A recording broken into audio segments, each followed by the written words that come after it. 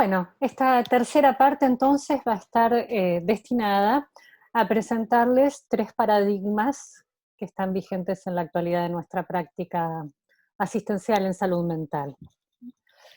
Bien, entonces estos discursos sobre el padecimiento mental vamos a ocuparnos de tres, los voy a nombrar inicialmente, son la psiquiatría, el psicoanálisis y la salud mental.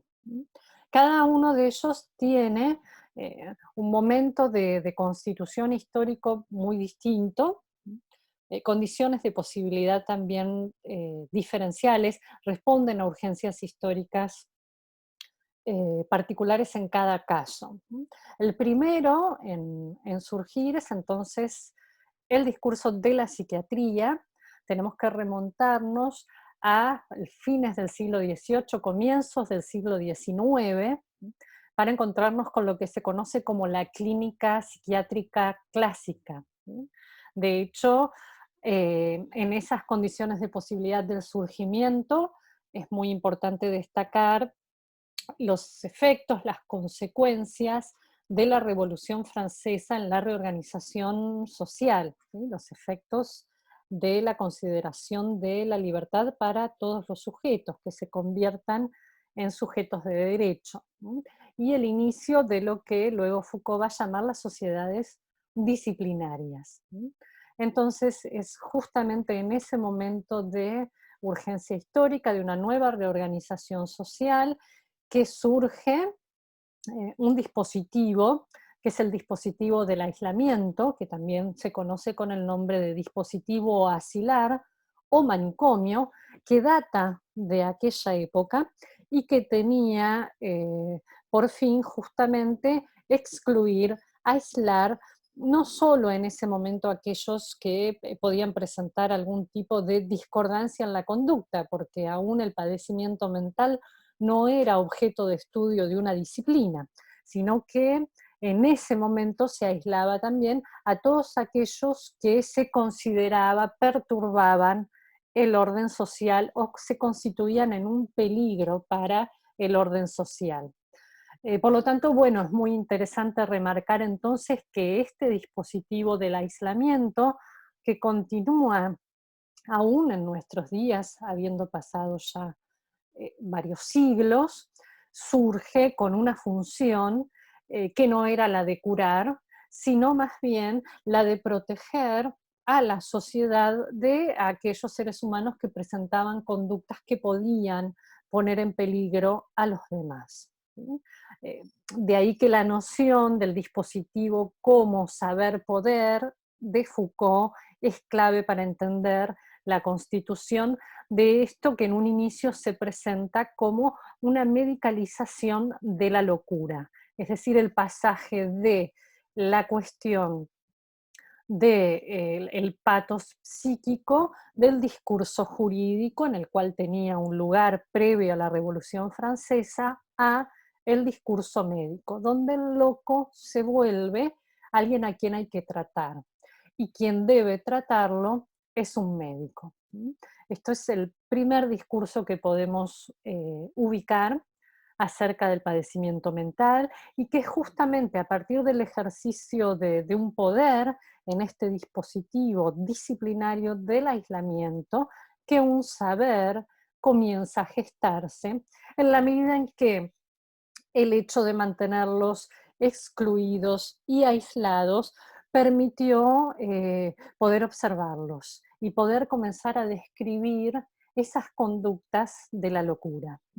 El teórico siguiente, que va a estar a cargo de Nora Carbone, va a profundizar en estas coordenadas y les va a presentar tres paradigmas al interior de la disciplina de la psiquiatría. ¿Sí? Son tres momentos en esa disciplina donde hubo determinados consensos acerca de cómo considerar ese padecimiento mental, que no fue llamado así inicialmente.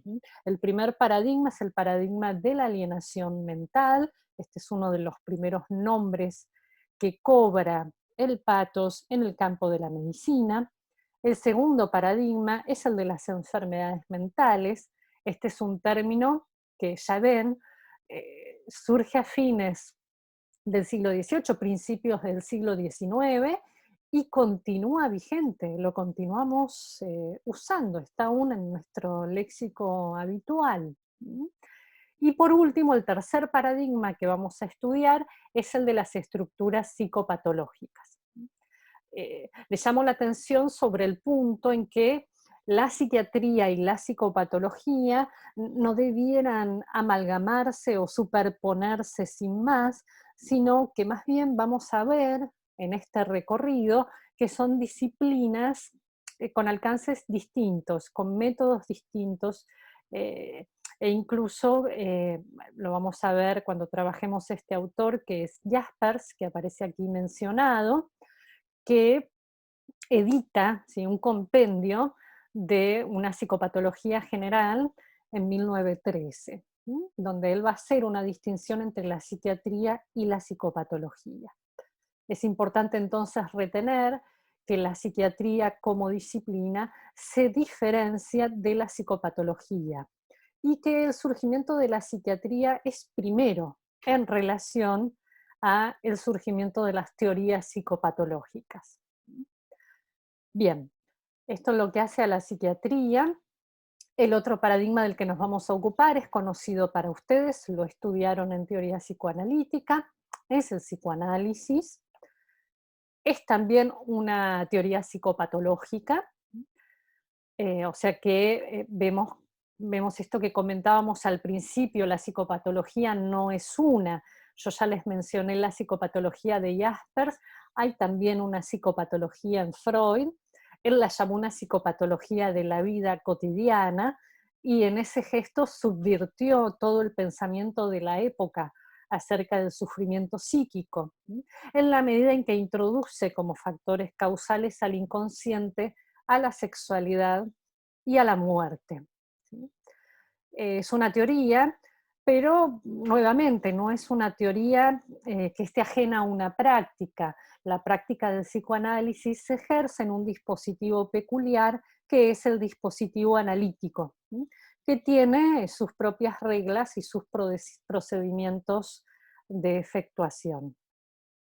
Bien, y en tercer lugar, ¿sí?, el paradigma más nuevo, si pensamos en el momento de su surgimiento, es el de la salud mental, que tenemos que esperar al siglo XX, a la época de posguerra, para que comience, ¿sí?, a gestarse este nuevo paradigma en el cual el enfoque de derechos humanos cobra un peso muy importante y tenemos que esperar aún más, casi ya el siglo XXI, para que se empiecen a cuestionar los dispositivos gestados en ese inicio de la medicalización de la locura. Tenemos que esperar a la década del 90 para que empiece a haber documentos, ¿sí?, consensuados por la Organización Mundial de la Salud y para lo que es en la región por la Organización Panamericana de la Salud, una serie de documentos como los Principios de Brasilia, la Declaración de Caracas, en los cuales esta Organización Mundial de la Salud se expide acerca del carácter iatrogénico de los dispositivos manicomiales. Y empieza a haber mundialmente todo un proceso de reforma, conocido como un proceso de reforma psiquiátrica, con la tendencia de que los manicomios desaparezcan y sean sustituidos por dispositivos alternativos al manicomio insertos en la comunidad.